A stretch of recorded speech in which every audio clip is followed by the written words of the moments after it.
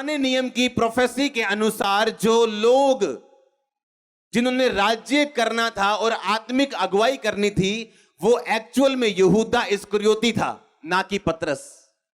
Bible के मुताबिक जिसने परमेश्वर के उन 12 चेलों का अगुवा बनना था, बाइबल के मुताबिक वो अगुवा था यहूदा इस्करियोती।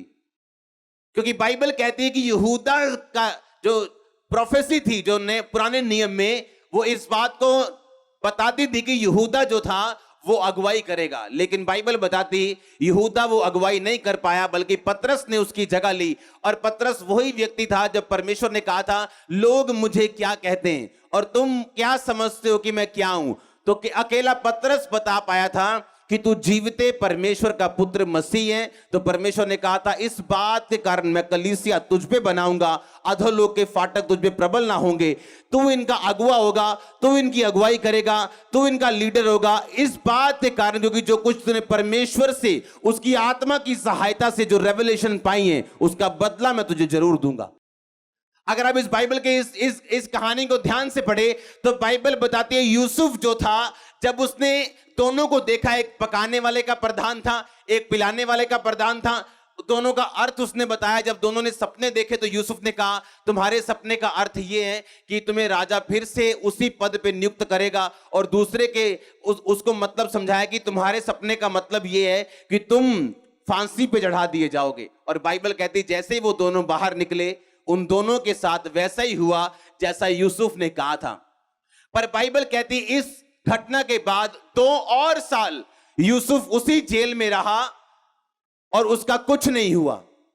आप जानते, जब आप आत्मिक रीति के साथ बढ़ते हैं, आप कुछ ऐसा करते हैं जो लोग नहीं कर सकते, तभी भी कई बार आप बरकत नहीं हासिल करते हैं।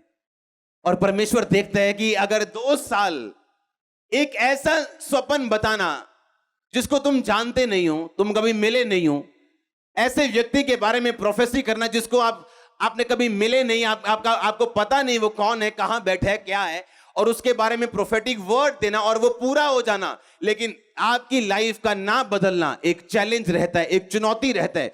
और यही चुनौती में आप क्या सोचते हैं, क्या समझते हैं और आपके एक्शन क्या है, निर्धारित करते हैं कि आप अपनी लाइफ में कितना लंबा और कितना दूर तक जाओगे।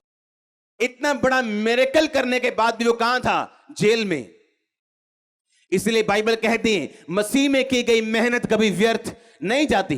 बाइबल कहती 2 साल बाद फिर एक दर्शन आया उस राजे को, खुद को, कि 7 मोटी मोटी गायें नदी से निकली और घास चरने लगी, और 7 करूप भद्दी गायें निकली और उन्होंने उन मोटी मोटी गायों को खा लिया। और खाने के बाद भी मोटी नहीं हुई, बल्कि वैसी कुरूप की कुरूप ही हैं, भद्दी की भद्दी हैं। बाइबल बताती कोई इस भेद को समझ नहीं पाया। बाइबल कहती है कि जब उसने सुबह उठ के सभी जोशी पंडित बुलाए तो कोई भी उसका फल उसको समझा नहीं सका। तो बाइबल कहती है उसने तब जिक्र हुआ कि एक बंदा है तुम्हारी जेल में, उसने मेरा अर्थ बताया था, राजा वो तुम्हारा अर्थ भी बता सकते हैं।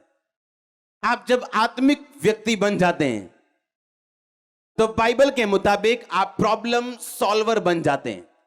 सुनो, आप जब प्रॉब्लम सॉल्वर बन जाते हैं, कोई व्यक्ति, कोई शैतान आपकी तरक्की को रोक नहीं सकता। 2 साल वो भूल गया, आपको क्या लगता है 2 साल कोई भूल गया या 4 साल आपकी मेहनत का फल नहीं आया? राजा आपके बारे में बात करना शुरू कर चुके हैं। मैंने कहा ऊंचाइयों की जगहों के ऊपर आपकी बात होनी शुरू हो चुकी है। आप नहीं जानते कौन सा व्यक्ति, कौन सा डिवाइन हेल्पर आपकी लाइफ में प्रवेश करने वाला है।